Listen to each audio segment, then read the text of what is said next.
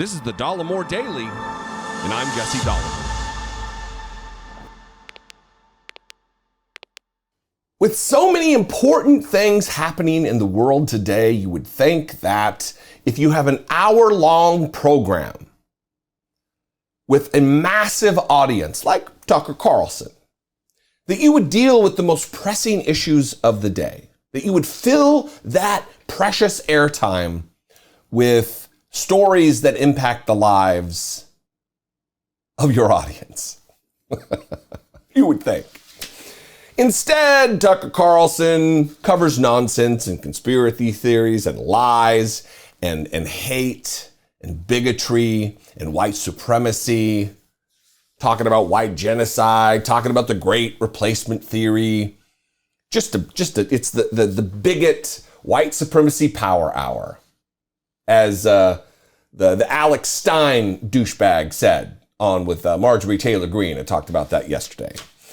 It is a white supremacy fireside chat, is what it is. A nightly occasion where you can gather the family around the little radio, the talking box, and listen to Tucker Carlson wax white supremacist for an hour. Yesterday night, though, they had Jason Whitlock, who is a useful idiot for conservatives. And they're talking about Gavin Newsom, who is soon to be the new foil for the right. Governor of California, my former governor, before I moved to Washington, D.C. And I want to play this clip, mainly because it's funny, but it's Jason Whitlock really going to town thinking he's just devastating. He thinks he's devastating Gavin Newsom by calling him handsome over and over and over, calling him a handsome and an Instagram model, and comparing him to Sam Malone, who was a character on the show Cheers from 1982. He's really reaching. Other stuff is said, but this is not the own that I think they think it is, because they're dum-dums. Watch this. But literally, this is a casting call. This is an episode of Cheers. Pritzker is Norm, and Gavin Newsom is Sam Malone. Pritzker's job is to walk into the bar and make Sam Malone, Gavin Newsom, look better. Gavin Newsom is the candidate. They're running Pritzker out here. The only guy who could be a worse candidate than Gavin Newsom is J.B. Pritzker. So run him out there so that everybody falls in love with the Instagram model, Gavin Newsom. He's Sam Malone. They think we're so dumb. They think the public is so dumb. And they have reason to believe we're this dumb. Because we fell for, hey, Donald Trump's a racist, and boy, oh God, Joe Biden's going to save the world. So they're just doubling down on our stupidity and says, look, we're going to put this pretty face, Gavin Newsom, on a terrible game plan for America. We're going to destroy all your rights, take your freedoms away from you, but at least you're going to have this pretty Instagram model, Gavin Newsom, to look at. You'll like that better than old Joe Biden. First of all, anytime someone starts a sentence with, but literally, this is a casting call. It's not a literal casting call, because a literal casting call is a casting call. Jason Whitlock. Big dipshit. First of all, in the time that this clip played, which is, looking here,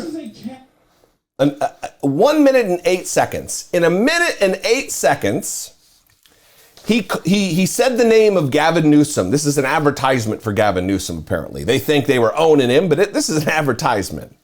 7 times in 68 seconds.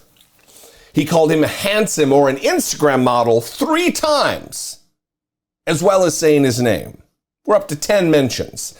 And then comparing him to the handsome Ted Danson, the star of the 1980s sitcom Cheers. He called him that 3 times.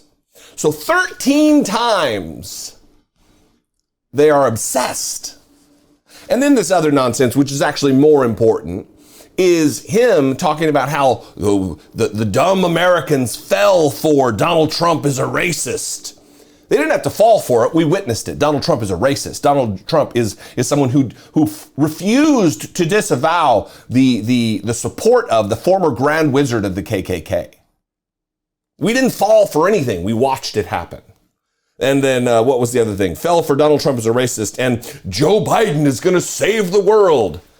Listen, I know a lot of people who voted for Joe Biden. I voted for Joe Biden. I in no way thought Joe Biden was going to save the world. That's not why I voted for Joe Biden.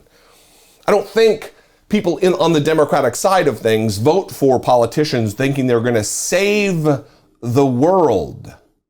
We're not low information rubes like Republicans. We don't wave Biden flags. Biden 2020, no more bullshit. That's a Trump thing. That's a conservative thing. We don't deify our politicians and treat them as though they have superpowers. We endeavor to hire the best person for the job, to do the job in the time allotted, to keep the train on the tracks, to keep the car on the road, to better the lives of Americans in some measurable way, not to own the libs, to own the conservatives. And this notion, he says here, they're gonna destroy all your rights and take your freedoms away from you. He doesn't say which rights are going to be destroyed, which freedoms are going to be taken away. The only freedoms that are being taken away, the only constitutional rights that are being usurped and stripped away are those like abortion rights. Are those like freedom from being a high school kid and being pressured to pray in public from your Christian coach. The only freedoms that are being stomped upon are from conservatives. Liberals want a liberal society, an adherence to the rule of law. We're not stomping and storming through the Capitol in a violent insurrection attempting to overthrow the government because our guy didn't win. This retelling of the narrative is one weak sauce, but just gross. And this is all they have on the right. This is it. This is the best they got.